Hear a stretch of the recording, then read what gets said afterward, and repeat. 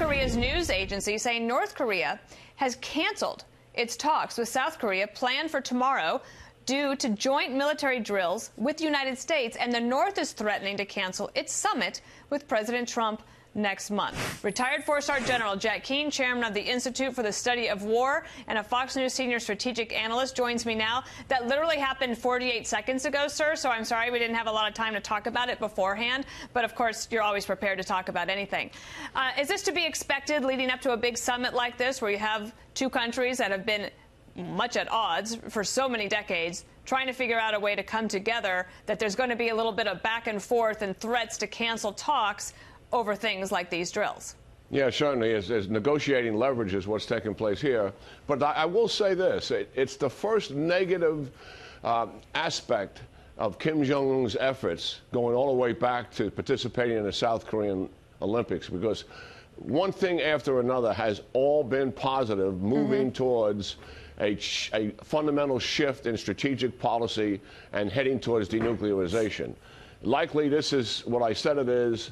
They're negotiating over leverage and things they want to have on the table. I do believe behind the scenes, Dana, right now, our diplomats are getting some insight into where North Korea is really heading. They just can't put the two leaders in the room without a lot of preparation and without understanding what the positions are. Now we're finally getting to see, and that's not going to be exposed to the American people, that's for sure.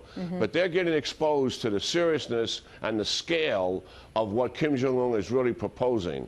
And hopefully it's moving in the right direction.